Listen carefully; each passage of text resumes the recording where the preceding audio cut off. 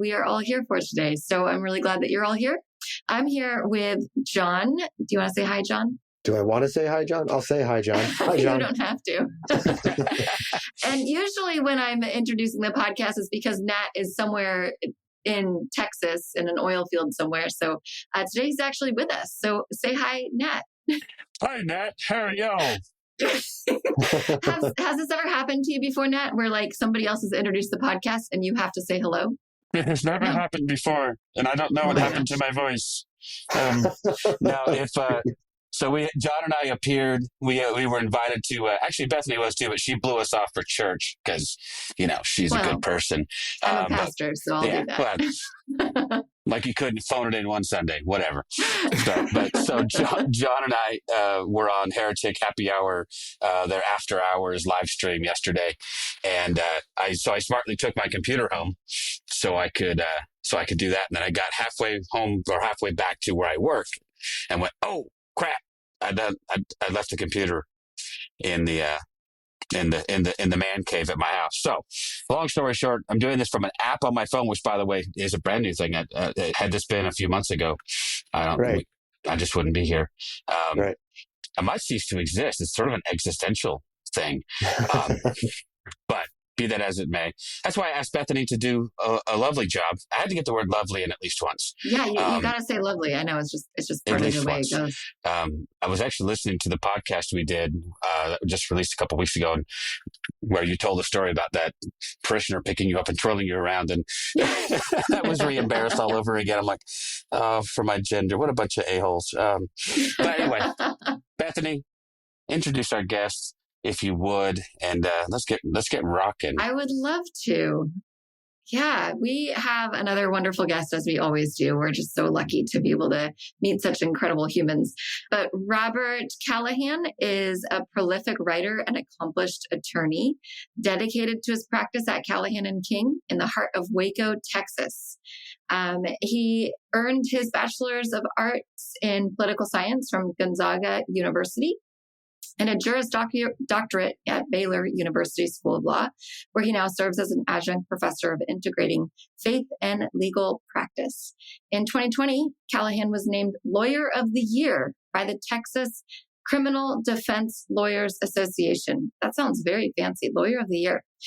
With an undeniable talent for blending humor and insight, he takes the spotlight in the arena's three-ring circus of law, race, and religion. Three-ring circus. Does it feel like a circus sometimes, Robert? Every day.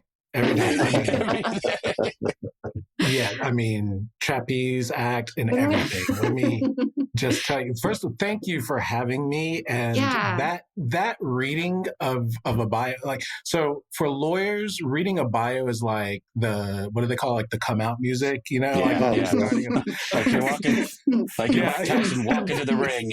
Yeah. Hopefully not out of breath before you get there. Poor Mike. Yeah, like I am sufficiently hyped. Thank you. Nice. Oh, fantastic. Beth is a great hype guy. Do you go by Robert? Is that okay? Yeah, Robert's cool. good. Robert's fine. Nice. Well, we're stoked that you're here with us and to listen to who you are and the book that you just wrote and came out with. And one of the things that we do when we start off with guests is we just love to hear kind of your faith journey. Like, what has it been like if you're a person of faith? What has it been like to be a person of faith in today's American culture? And then I'm sure that there's been different parts of deconstruction that you've experienced. And what has that been like for you? Yeah, so I was born and raised in the church. And when I say born and raised in the church, I mean like my mom had me in the church. I'm just kidding. That's not true. I was raised, my whole life, as far back as I can remember, I was raised in church. We were in a Southern Black Baptist congregation up until about the time that I was 14, at which point we were introduced to the non-denominational movement. And that was decidedly more eclectic because it was interracial as opposed to the Black Baptist church that I had grown up in. And, there's also the new components of, the gifts of the Spirit and speaking in tongues, things like that.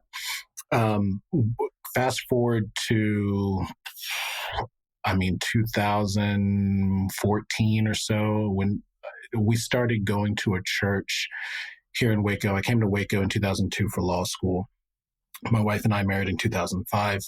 And we eventually joined a congregation that for our town, our city, which is like 250,000 more or less, this would be a mega church. It's about 4,000 members, so very large, spirit-filled, non-denominational vibe kind of church.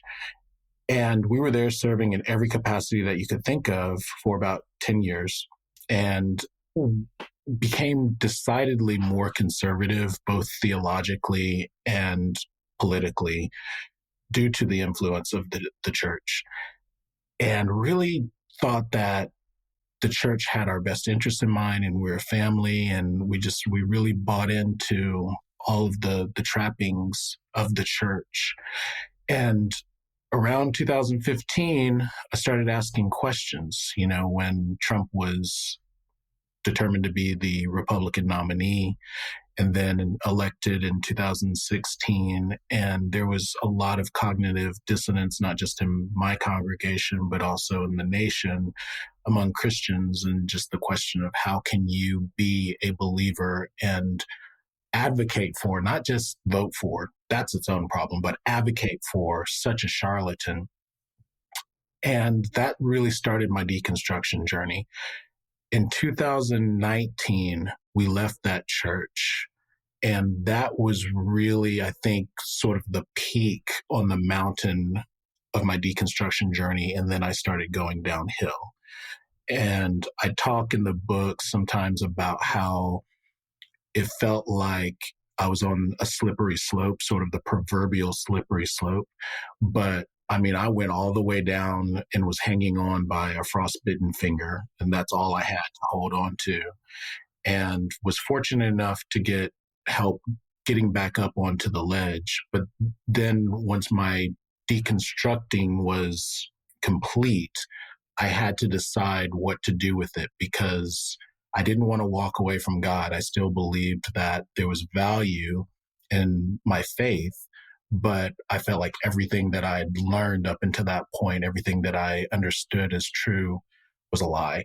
And so I had to rebuild my faith from the atoms and the molecules. And so from that was really birthed this book because I was really just trying to write my way out of depression and trying to maintain my sanity in a lot of ways. And I just felt like there was no justifiable excuse for everything that was going on around us. And so my faith journey became not just a journey into healing for myself, but also understanding why this anger that's in me, this frustration that's in me is justified and is righteous and is holy. And I thought, well, if I need to hear this, other people need to hear it too. Yeah. Yeah. You say that when you were experiencing some of these things in 2019 and you were holding on by a frostbitten finger, what a great picture that is. You got helped off the ledge. Who was somebody that helped you, or did you find a community that was able to feel safe for you at that time? Yeah. So at that point, we landed in a community that was helpful for us. We're no longer there at this point, and that's okay. I think that there's a temptation for us to believe that once you find a congregation that it has to be your forever congregation. It's like you have to be married to it. And sometimes a church congregation, a particular place will serve for a while, and then sometimes it no longer does, and that's okay. But the pastors there were the ones that helped me up from the ledge. And what was really neat about that place, it was truly a multicultural. It was not just a multi-ethnic, but a multicultural church, meaning that we were allowed to be our full authentic selves at that church. And so it was okay for people to show up as they were, for who they were for the most part. Whereas in the church that I previously had attended for 10 years, and I jokingly refer to it as Toxic Fellowship Inc. in the book. At that church, there was a lot of diversity, but it was storefront diversity. It was sort of a facade because once you get inside, there was an expectation that everyone had the same theological and political views. So at this new church, we found that we could be our whole selves, and we found that the liturgy reading could be in the language of people that weren't white, and that whiteness wasn't normative, that the songs could be in the in the language of other people than the the normative culture. And so we learned in that church that for all the talk about diversity and unity that I had been hearing all those years, that there is a model of church where talking about race, we're talking about women and the LGBTQIA community and incorporating us all together, dignifying all these diverse peoples was a normal kingdom ethic.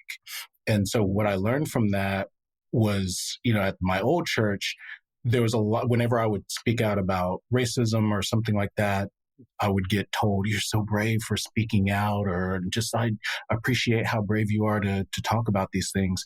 And when I got to a place where it's normal to talk about these things and that it's part of the biblical application of how we read the Bible, I realized that it's not bravery that's keeping the white church from talking about these things, or I should say it's not a lack of courage that's keeping the white church from speaking about these things. It's a lack of integrity.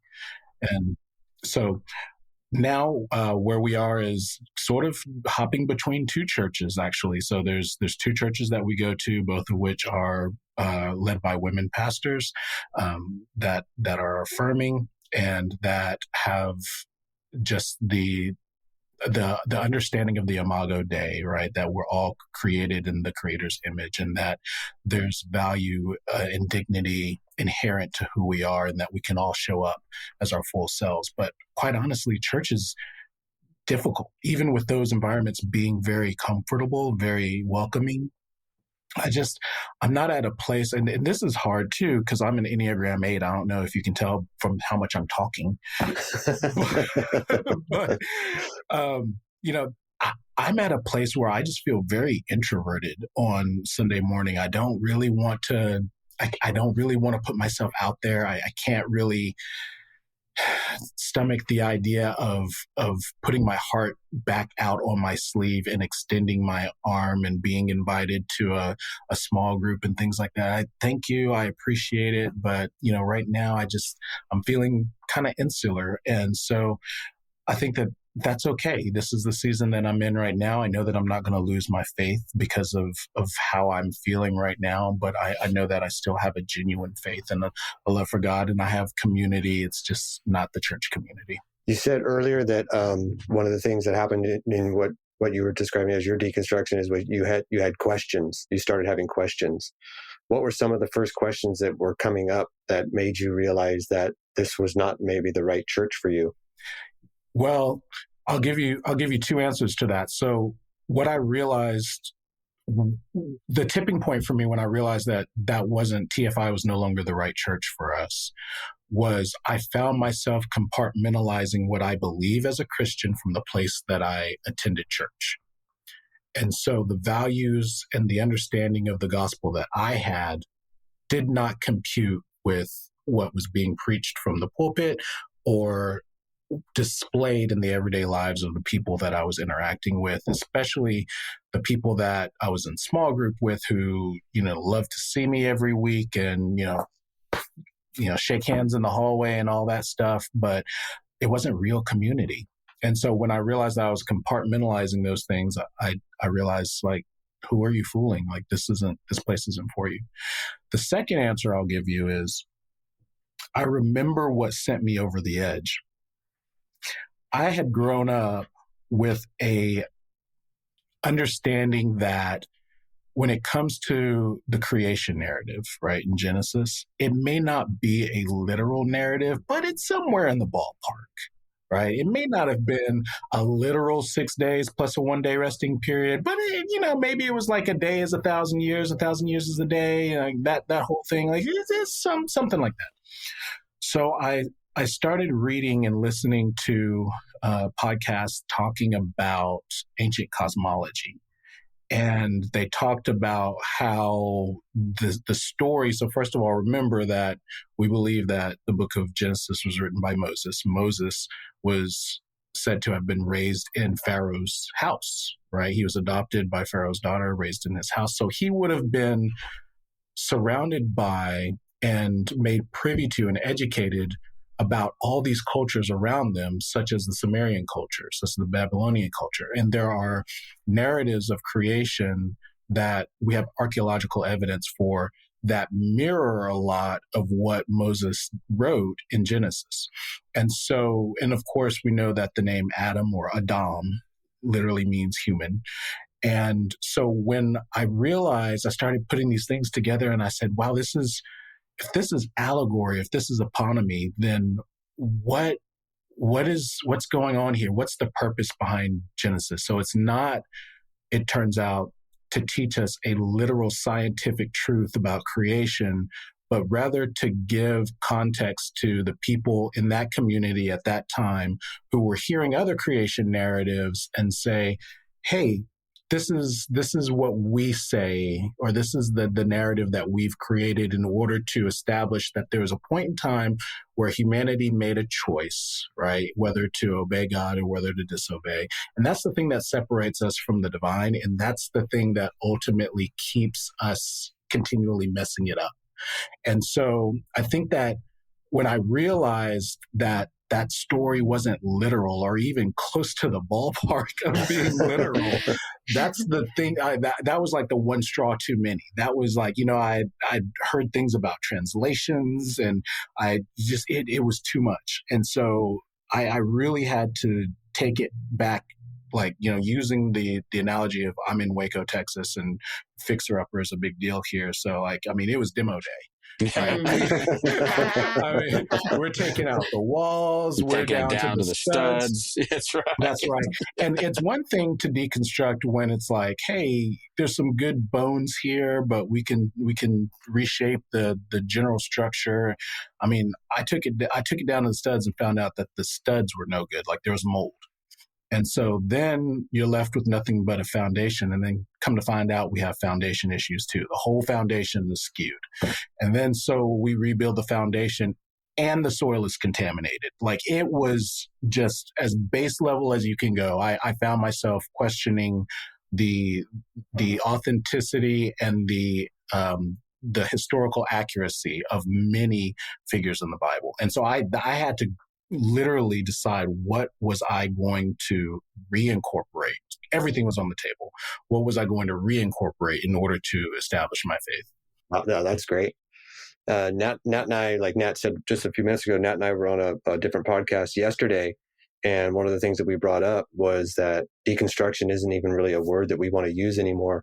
And we've kind of moved from deconstruction to, we're now calling it decolonizing. Mm. We need to decolonize our faith. And I feel like a lot of what's in your book is exactly that, is asking us to decolonize from this white Christian nationalist type of religion that a lot of us were raised in. I don't really have a solid question in this, but I just wanted to mention that I definitely connected with that part of your book, which is the majority of your book. Yeah. I appreciate it. It's definitely, I think that when you're looking at something through the lens of a Black author, which I am, right, it inherently lends itself to decolonization. If you're, a progressive Black author such as myself. But I think that you've hit on something, which is that there's a lot of people that do deconstruction, but they don't decolonize. And so you can still end up in the same or worse place. And so you have to be very intentional about it. And so there's a point towards the end of the book where I'm talking about different things that I think will be helpful to help people in their healing journey. And one of them is very intentionally decolonizing your faith in your bookshelf. Oh, yeah, absolutely. That's language that guys like John and I are in our 50s and we're just now hearing.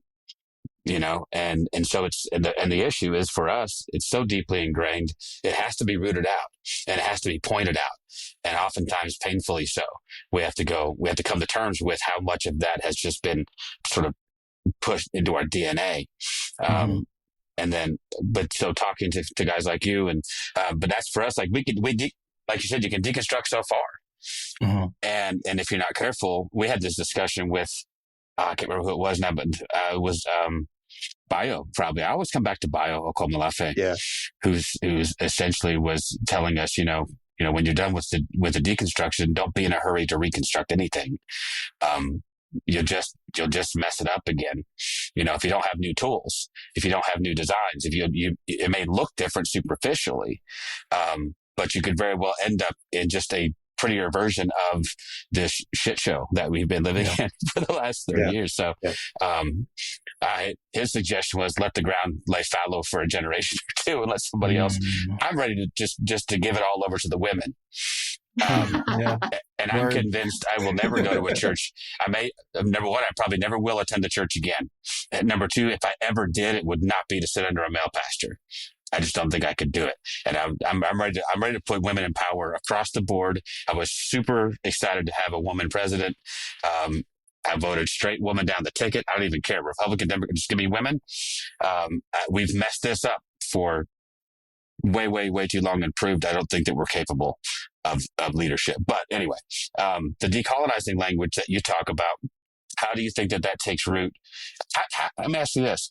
How does it take root even inside of maybe the Black church?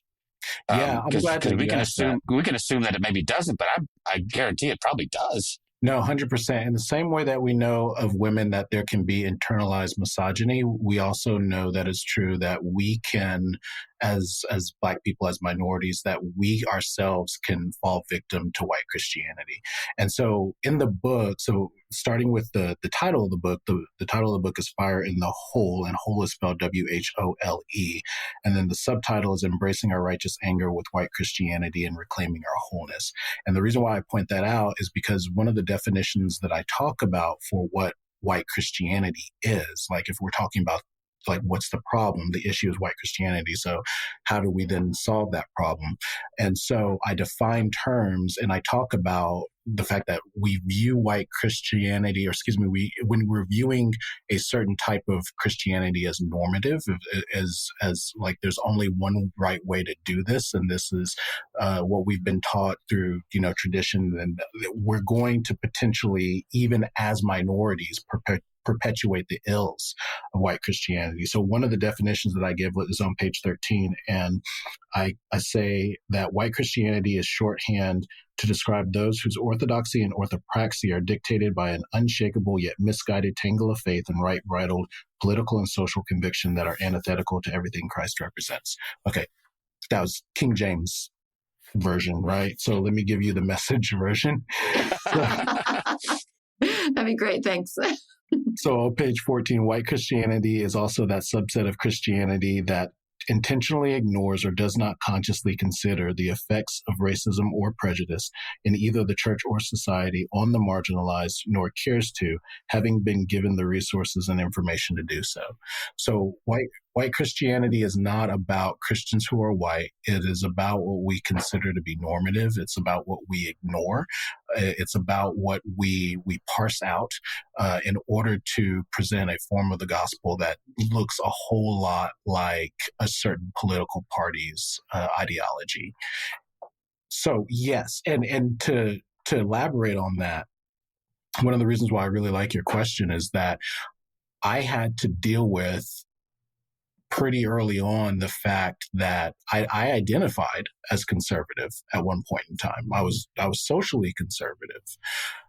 And I realized that so much of what I had adopted as the true understanding of what's biblical or what's sin or what is, like how I should do this project called faith has been handed to me through whiteness.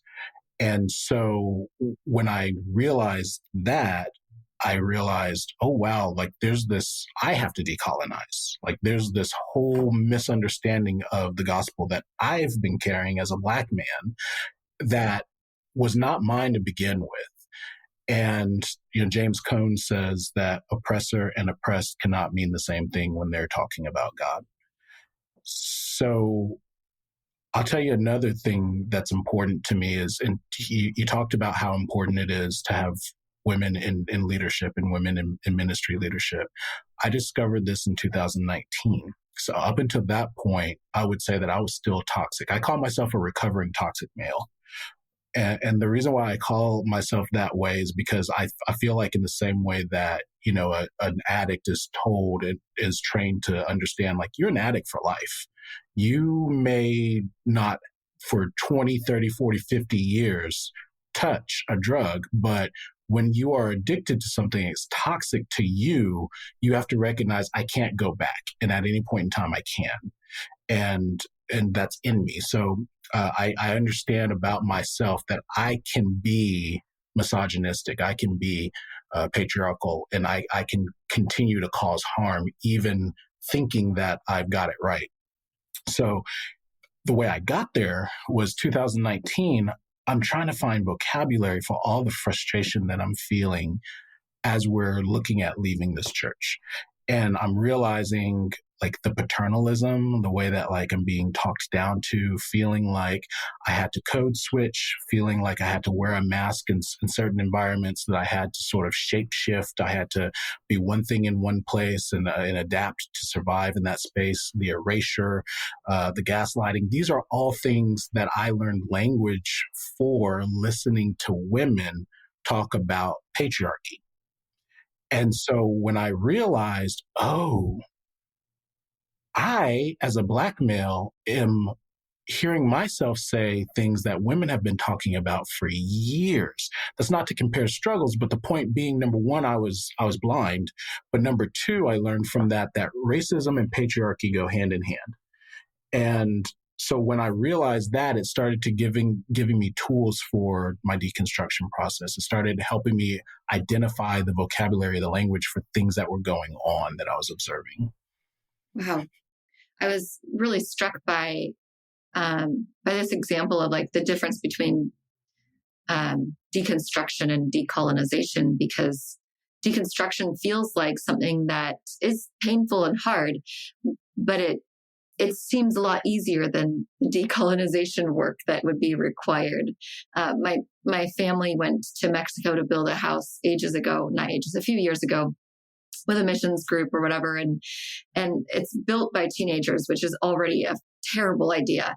And and we had to, like, lay the foundation first and remove all the rocks and try to get it all level. And the people that we could see, like, these rain clouds coming in, and we knew we had to get the foundation poured immediately, but it wasn't level, and it wasn't level, and it wasn't level. And this one guy was just like, we're making it level, or we're not making it level. We're just going to pour it and go with it. And my husband's a general contractor, and he was like, it's not going to work out if we don't make sure the foundation is right. And the other guy was kind of a bully, and he's like, we're doing it no matter what. So we poured the foundation. And then when we built this house, lo and behold, when we put the roof together, it was plumb on one side and had, like, a 3-inch gap on the other side of the house. And we just tar papered over it and went on our way, praying that it would hold through the weather for this family that we've now blessed with this house. And the decolonization means that it's not just tar papering over the holes or trying to, like, keep the rain out for as long as we possibly can. Sometimes it means that we have to, like, go all the way back to the foundation and see where is it damaged? Like, where is the poison coming up from the foundation that's actually ruining the structure of everything?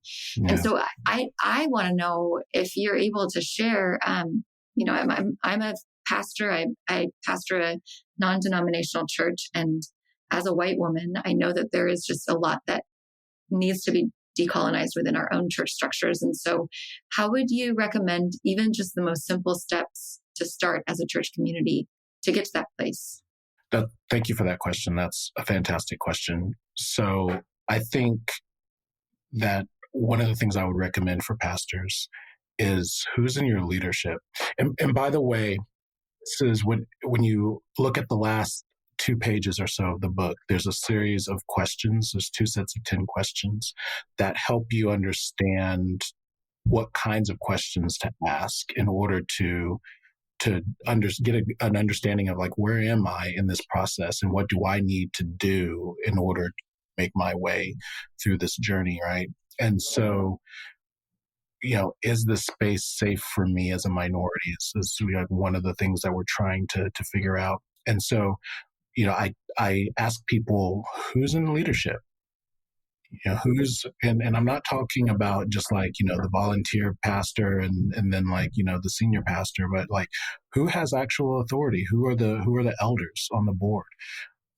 Who's in positions and roles of leadership in the worship team? Is the diverse member of the worship team a volunteer, or is this someone that's paid on staff as well, who gets to actually live off of and benefit from being paid a fair wage to do the work that they do?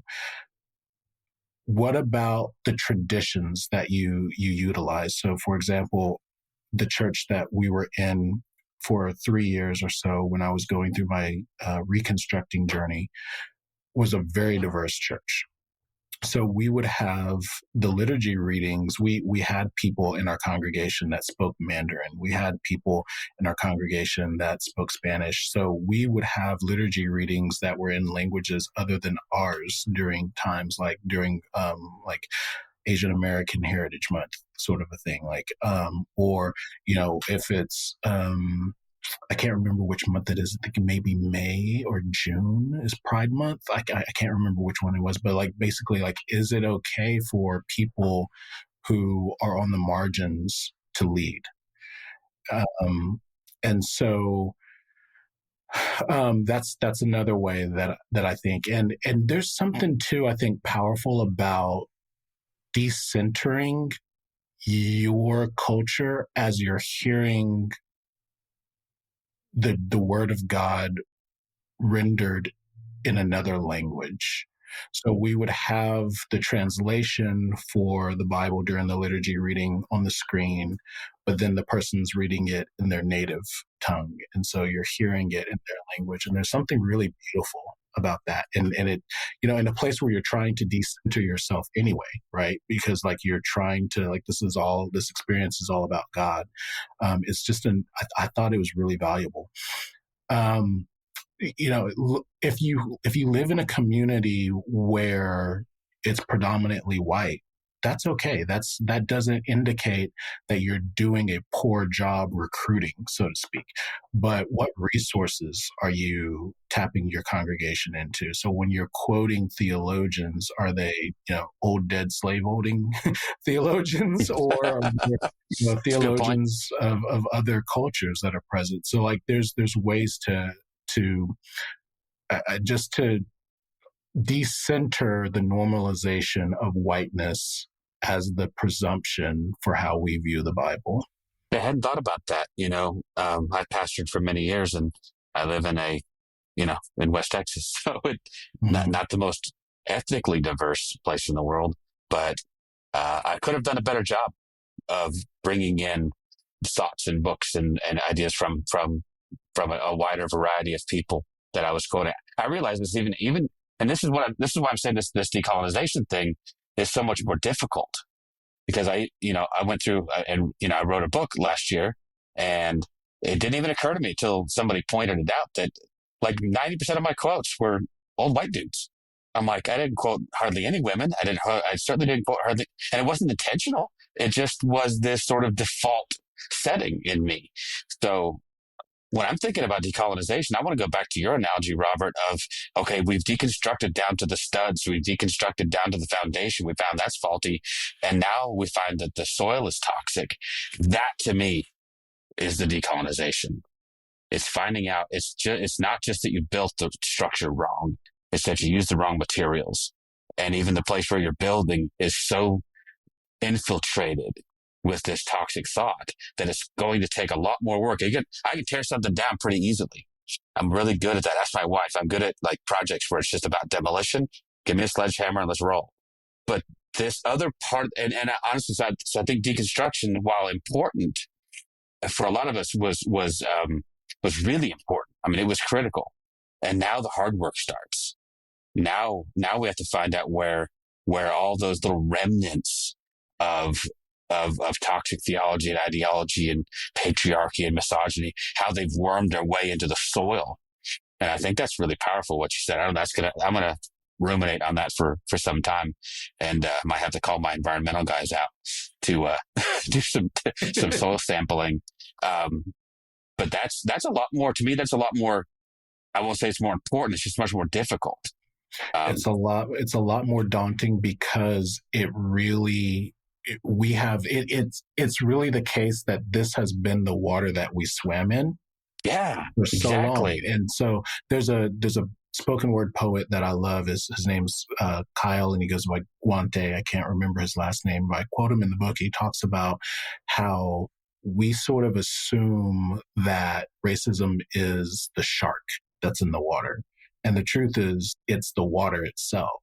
Yeah. And so when you do realize that, like, all these, for example, systems of injustice, like, people will say the system's broken.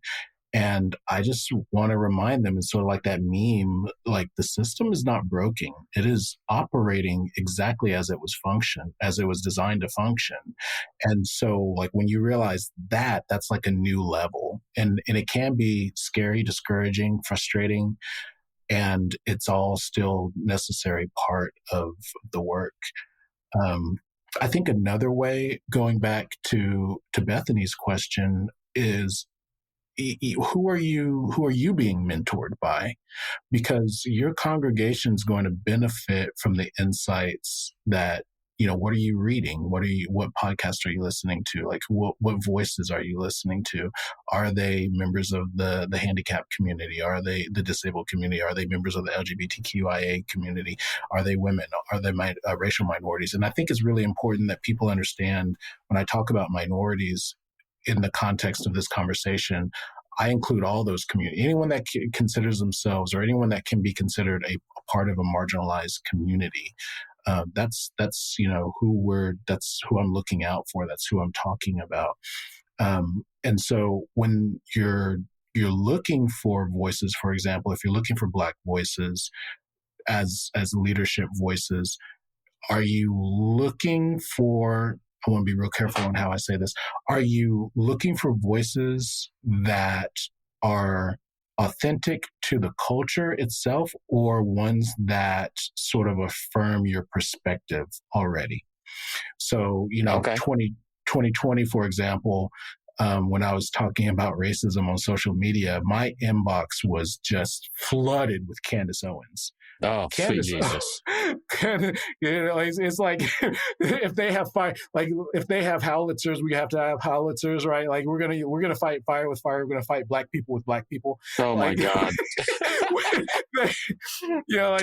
they would weaponize, people that are not representative of the culture as a whole, right? They would throw Vodi Bakum at me, right? Like, that's not representative of the culture. And so, are you listening to voices that are representative of the culture, or are you listening to people that are going to sort of make you more comfortable? And if your faith, if your journey, if your mission requires nothing of you, then it's probably not of God.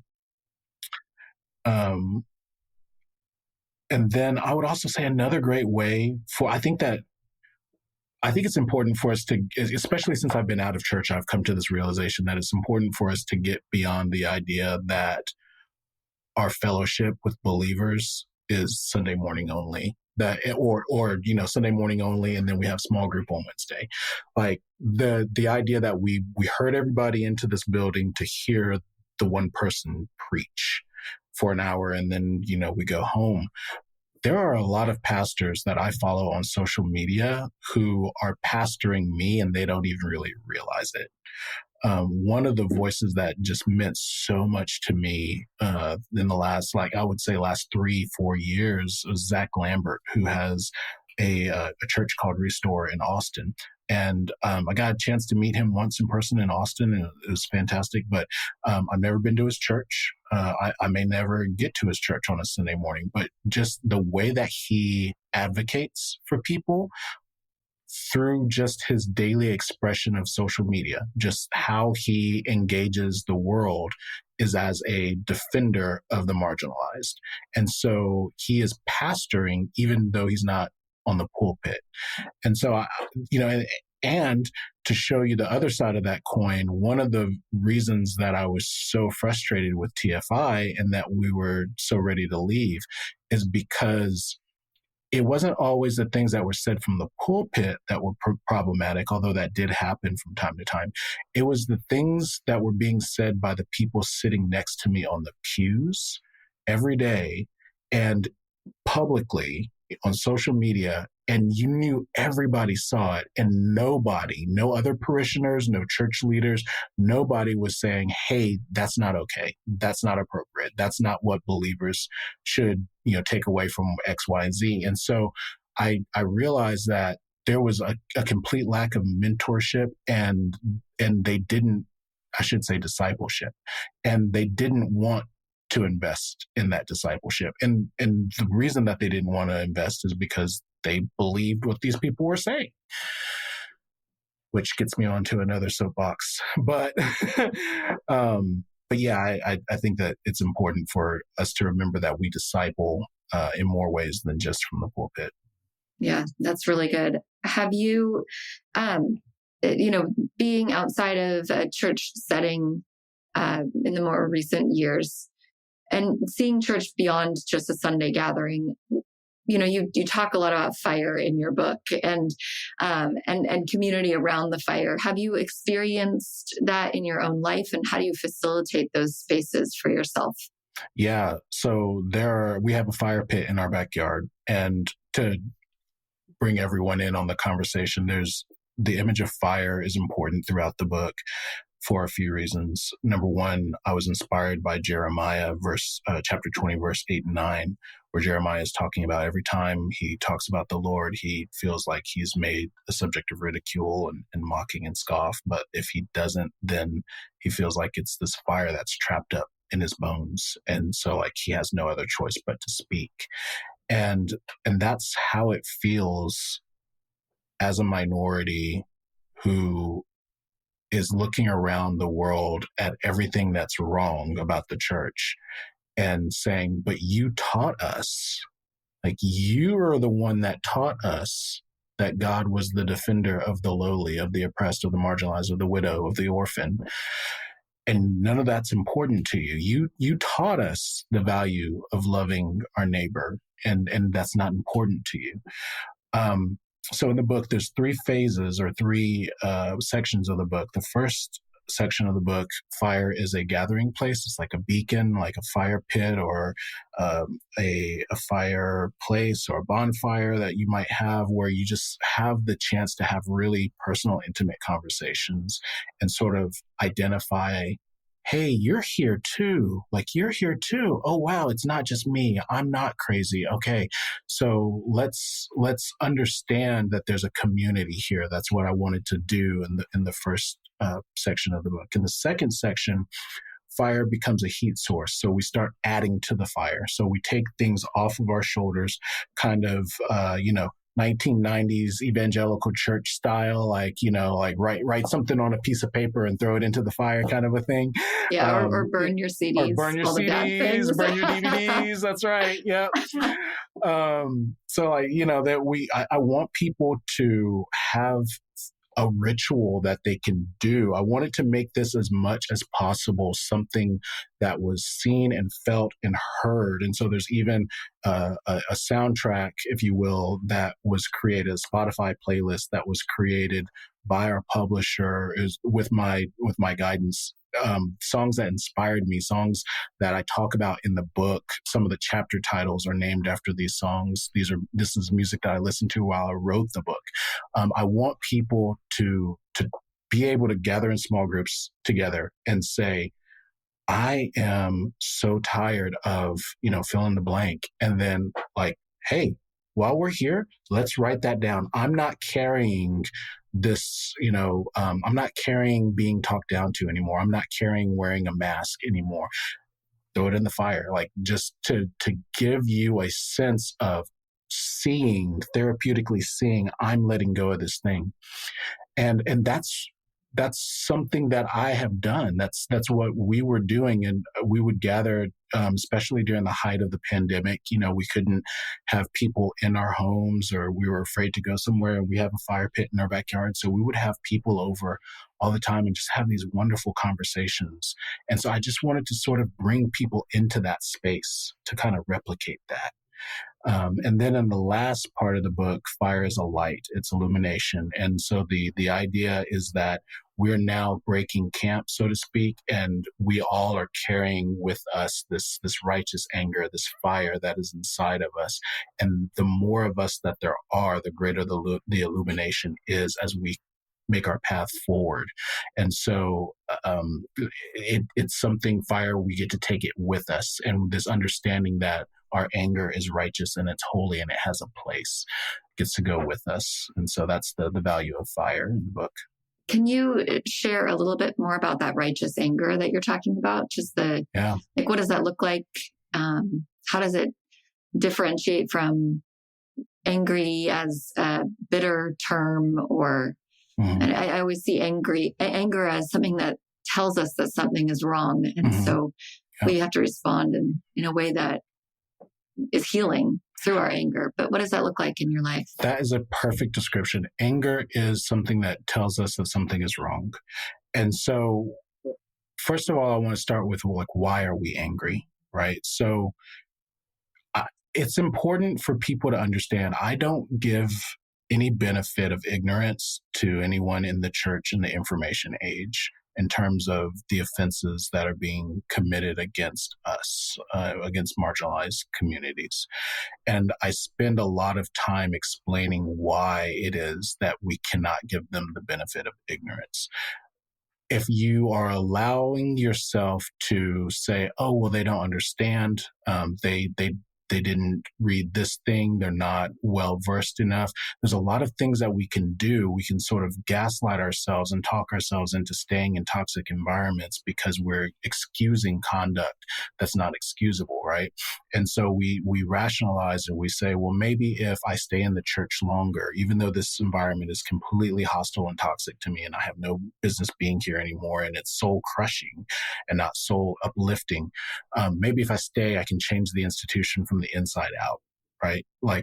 Maybe if I stay with him, then yeah, I can change him, right? It's like abusive victim talk. Maybe if I introduce the pastor to this podcast, this book, this minority pastor, maybe if I go on social media and do this, maybe if I start a nonprofit, start this program, if I just maybe we will talk ourselves into rationalizing staying in these toxic environments. And what I want people to understand is at the point that you realize that they're not going to change, you have to ask yourself why. It's not lack of information. There's too much information out there. It's you as a minority, as a marginalized member of the community, you are one of the best resources that they have, and they won't tap you as a resource. So it's not a lack of information. So what is it? Why can't you sway them to get off of this programming that they have? And when you realize it's because they want that they have designed that program. It's not a bug, it's a feature. The system isn't broken, it's operating exactly how they designed it to operate. And so that's why you can't get your pastor off of the rhetoric, the political rhetoric and the Trumpism and the QAnon conspiracies and say, you cannot change his mind. You cannot, there's nothing that you can show him or interpret for him about the gospel, even if you have more religious training than they do. Right? Because a lot of non-denominational pastors are not trained religiously. And so there's nothing you can say to change their mind. So when you understand that it's because they have the system set up the way that they want it, and it's running the way that they want it, and you are a problem, you are a stick gumming up the cogs, right? Then that gives you permission to be angry. Because now it's not just incidental abuse that's being visited upon you. It's intentional conduct. And it doesn't have to be, when I say intentional conduct, it doesn't have to be that their goal and design was to hurt you. It's that they are engaging in these actions intentionally. And even if it's just like they know exactly what it's doing, or they know and they don't care, or if it's just complete negligence, they don't know, but they should know better because it's the information age and you're available and all these other resources are available to them. When you realize that, it gives you permission to be angry, right? So now what do we do with that anger? What is anger in this context? So what I want to make really clear is, first of all, anger has the ability to be righteous. It has the ability to have a righteous expression. What I mean by that is a lot of people want to talk about table flipping. And what I use as an analogy in the book is, in 1 Samuel, Saul has his first test as king. And there's an opposing force that has surrounded a remote part of his domain, and the people there are being taken siege. And they send messengers out asking to be rescued, asking for help. And the Bible says that when Saul reads the message, or when he hears the message, that the Holy Spirit came upon him and he burned with anger. And I was like, oh, the Holy Spirit put that anger in him. And so the next thing that he does is he rallies the people to go protect those people, right? And so when anger is causing us to be protective, when it's causing us to build wider tables, when it's causing us to remove ourselves, acting as a catalyst to remove ourselves from toxic spaces, then it's right, it's righteous, and it's holy, and it has a purpose. I love that. And I can't help but remember all the times in my life when we were chided for anger, and essentially told, and there's the whole, be angry but don't sin. Mm-hmm. And so, well, what does that mean? So, I think that's been used against women a lot, by the way. Certainly has been used against people of color a bunch. But there is, but I agree with you, man. There's this idea of a righteous anger. There are some things that should just piss you off. And if they don't piss you off, that's a heart check. Like if people being abused and marginalized and injured on purpose or unintentionally, or through, like you said, even just gross negligence, does not piss you off, I gotta wonder if we're reading the same gospel, man. Right. It's time to. So I'm again, like John, no question in that. Just a resounding yes. We spent a good chunk of our podcast with Matt DiStefano and John and I just being pissed off, just being like, you know what? I can't believe this happened. I can't believe it happened once. I can't believe it happened twice. Holy shit! What are we gonna do? Well, I guess. Yeah, like seize on this moment and be like, you know what? Matt says the best. I don't know if you know Matt DiStefano, but you should. You'd love him. But he's just like, I'm just going to be petty as hell. I'm just going to, because Michelle Obama can go high. I'm going mid or low. I'm going to be petty AF for the next 4 years. I'm just not playing this nice game anymore. It has gotten us nowhere. It's gotten us 4 more years of bullshit. Go ahead, John. I'm sorry. Well, I was just going to say, and that's the standard answer by us white people is, well, can't we just find some common ground, and can't we just get along? And sometimes that's the worst answer, because we're not looking at the racism that's embedded in the system, and we can't fix it if we're going to keep sliding it and sweeping it under the rug, right? Right. Yeah, one of the discussions that I have in the book is about this idea of unity, because there's a lot of really superficial ideas of reconciliation that are floating around. And so what I wanted to make it really clear is, like, you can have unity and still not be a properly functioning body. So Nazis were unified, gangs are unified. But that doesn't mean that they're operating correctly, right? And so what we need is a correctly cohesive operating body of Christ.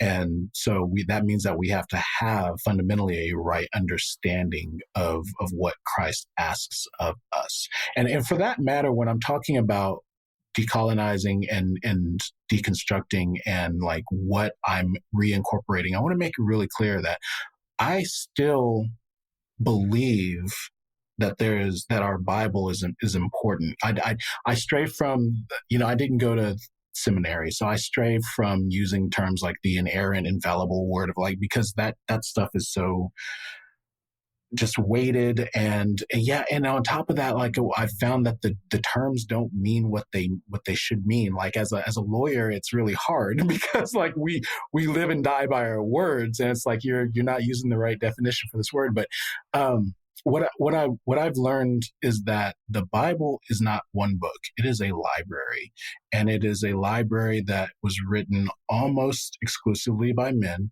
and what was canonized exclusively by men.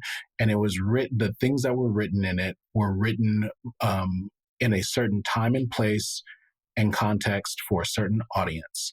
And there are parallels that can be drawn. There are things that we can take away from it today, but there are even places where there are disagreement. Like, for example, you have places where Jesus says, "You've heard it said, fill in the blank, but I say, fill in the blank." And what is he doing? He's pointing to the prophets. He's saying, like, in the Old Testament, you heard it said, an eye for an eye and a tooth for a tooth, but I tell you. So what does that tell us? That means that there is a better, richer, fuller understanding of the gospel, and it's rooted in love, right? And so when I have that understanding, like, it was ironically, maybe not, anger plays a place when we see the perversion of that.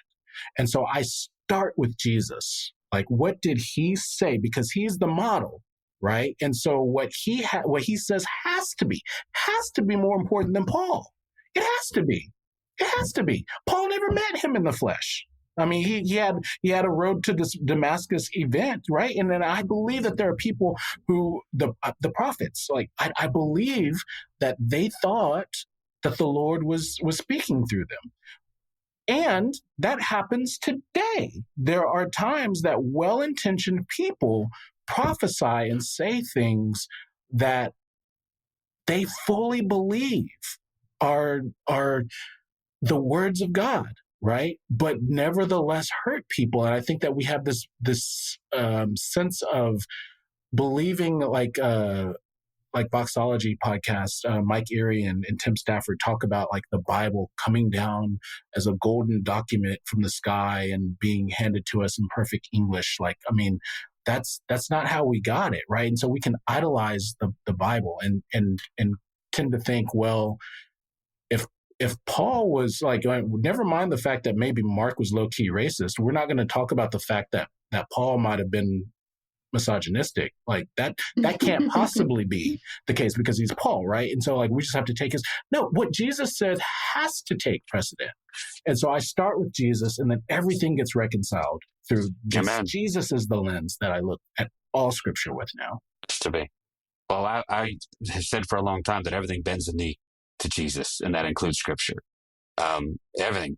At the name of Jesus, every knee will bow, right? Well, that means scripture bends the knee too. And to the point, and to the extent that we've gotten Paul very, very wrong. John Dominic Crossan is a very good resource on this, or how much of the New Testament is an intentional attempt to de-radicalize Paul and to put words in his mouth that he never said.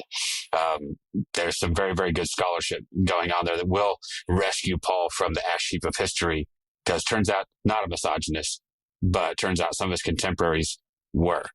And so, but even so, John and I grew up, and that was one of the big dominoes to fall, I think, for both of us, because we grew up in a very, I would say we were almost not Christian. We were Paulian, because we focused more on the words of Paul. I almost never heard anyone preach on the Sermon on the Mount, because that doesn't make a good script. That's not a great sermon. That's a difficult one. But I sure heard a lot about how women should shut up in the church, and you know, how God had a lot of bad things to say about the gay folks, and how, I'm sorry, I'm just speaking the truth. It's in the Bible, while they spew their hate and their shit. So it has to be stripped down. And you're exactly right. So we go back to our deconstruction analogy, I guess. And if the foundation is not Jesus, it's all askew. It's a carnival fun house, and it just, with not fun results. But man, Robert, we could talk for hours, man. This is such good stuff. Yeah. I say this to many of our guests, but and I usually mean it. But, but legitimately, like I feel like we've only just barely scratched the surface. If you're still listening, and why would you not be? The book is called Fire in the Hole. I didn't see the subtitle, John. You tried to help me out there, and Right. Embracing our righteous anger with white Christianity and reclaiming our wholeness. good. I don't have a problem. I'm embracing all my anger with right Christianity. I'm mad as hell, and I don't think I'm gonna take it anymore. But that book is out, right, and available. If you're a pastor, a leader of some kind, this would be a really, really good resource to bring into a small group setting, to bring into a Sunday morning, and start having some of these conversations that may not be comfortable, but but they need to be had. And, we can agree, John and I talked about this yesterday a little bit too, because that agree to disagree thing only gets you so far. There are things we cannot agree to disagree about. Right. We can agree to disagree that chocolate is better than vanilla, or that pineapple doesn't belong on pizza, or Wait a minute. I, for one, wholly believe pineapple on pizza is fantastic. I say put whatever the hell you want on it.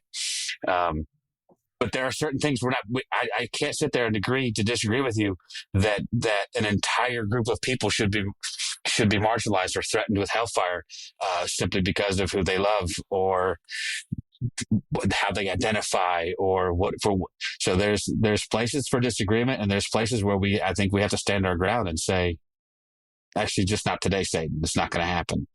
So I appreciate the Fire in the Hole. As soon as I read the title, I'm just thinking about pulling the pin on that grenade and going, fire in the hole. Let's get it done. But John, Bethany, anything you could say to rescue me from my rambling would be awesome. No, I agree. Thank you for coming on, taking the time to talk with us. It's been a great, amazing conversation. Yeah, and for it's sure. a book that I think everyone needs to read this book. Like I said before we started recording, it's a book that I picked up and I could not put down. And it's just an amazing book. Thank you. And thank you so much for this conversation. It's been really rich. Yeah. Thanks, Robert. It's wonderful.